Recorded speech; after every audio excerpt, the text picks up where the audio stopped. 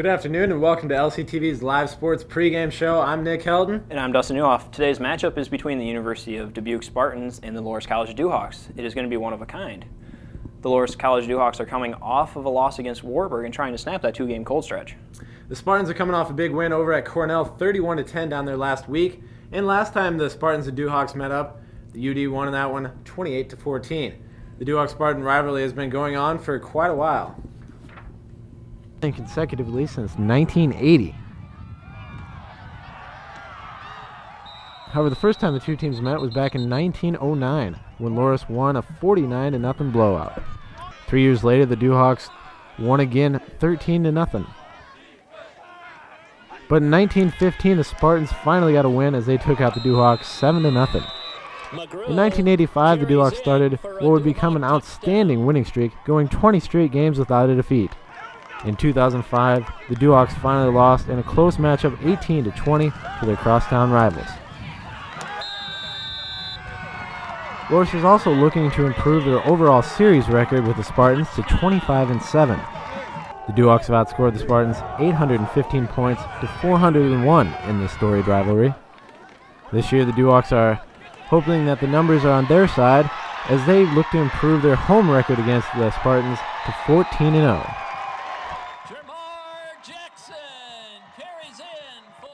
This year's rivalry is going to be a little different as the two schools add a few new twists. The inter-city matchup has always been quite the big rivalry, but they're adding a few different things, like naming it the Rivalry by the River. It was also supposed to be a first night game between the two, but Family Weekend threw a curveball in there for the Dewhawks on that one, so we'll have to wait until next year as the game over at UD is planned for a night 7 o'clock start. This rivalry also has other benefits. It will also benefit the United Way, where the portion of all the proceeds taken at the gate will be donated to the organization. Next year's organization has yet to be selected. Now, earlier we had a chance to talk with Coach McMacken, the defensive coordinator for the Dewhawks, to see how the defense is going to bounce back along with the rest of the Dewhawks as they head into their next game. Well, I think the defense this year has an understanding of how good they can be. And so each week they want to show up and show off their capabilities. And we've got some very good players that have shown a lot of leadership and carried us this far defensively. We're a defense that always tries to stop the run first. I mean, I think that's a basic defensive philosophy, but our kids really want to have the reputation of a ball-hawking defense that's swarming to the football, running to the football, and creating turnovers when we get there. But we have a lot of good team chemistry this year, and I don't think the kids are ready to roll over and die just yet, so to speak.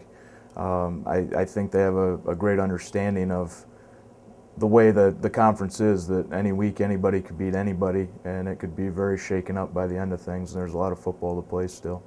I think Joe Grubin in the secondary has done a good job so far. Marty Makaitis in the secondary has taken on a greater leadership role. You know, and the defensive line up front, obviously those are my guys, so I'm very proud of them, but they've stepped up and helping us stop the run and creating pressure on the quarterback and you know, just helping the overall performance of the defense. The future is very bright right now. You know, we've got 1 D lineman graduating, so of the 8 that I rotate through, 7 of them will be back. So, you know, the future's bright, and you know, we're excited, but we're still got to focus on finishing this year out strong. They feel good with the game plan that we're putting together as we practice it. Again, it goes back to a ball-hawking defense and getting a lot of people around the football. Once it's thrown, once it's been run with, you know, you can cover up mistakes up front and those types of things with guys who want to fly around and get to the football, which in turn eliminates big plays. Coach McMacken brings up some interesting points about that one, about how he'll have 7 of his 8 defensive linemen returning next year, but they could not hold off the air attack last week. That was too bad last week. But the Dewhawks did travel down to Waverly for that game against Warburg. Coming off a hard loss to Buena Vista, the Dewhawks looked to bounce back. Dewhawks had 16 first downs and 122 rushing yards and 164 passing yards.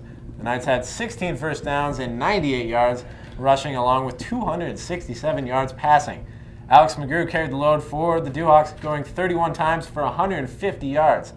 Vaughn Giesing threw 11 completions out of 22 attempts and threw for 1 interception. The Duhawks fell in that one 35-7.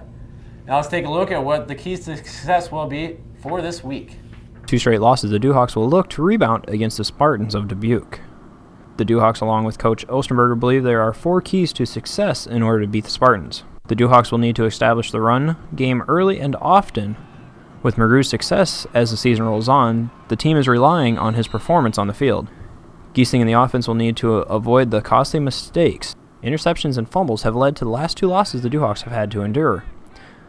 Time will also provide Giesing with the ability to find his receivers downfield and help the Duhawks establish an efficient passing attack.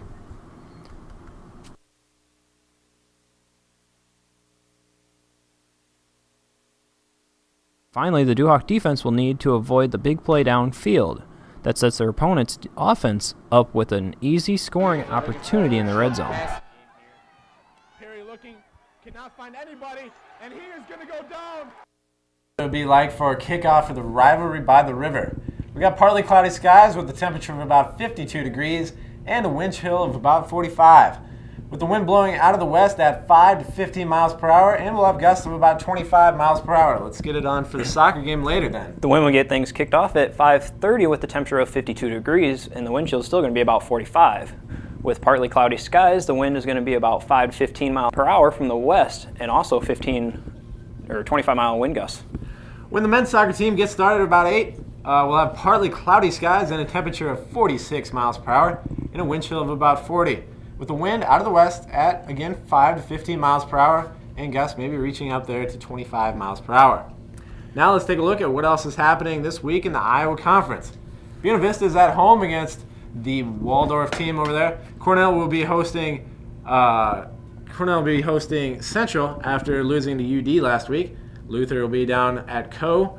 Warburg is coming off a win against Loras, and they'll be traveling over to Indianola to play Simpson. And the University of Dubuque will be right here at the Rock Bowl to take on Loras. Kickoff for all those games is at 1 o'clock. Warburg is currently tied for first in the IAC Conference with Buena Vista at 4-1. Warburg's overall record is 5-2, and Buena Vista's is 4-2. Loras currently sits at 3-3 overall, and UD at 2-4 overall, and 1-3 in the conference. The Loras soccer teams play today at the conclusion of the football games. The women are scheduled to start at 5:30, and the men at 8, as we mentioned. Should be some good games there to look at tonight. On that note, let's send it out to the booth to join your play-by-play commentator, Christopher Lear, and your color commentator, Tim Kelly, for the starting lineups and the national anthem.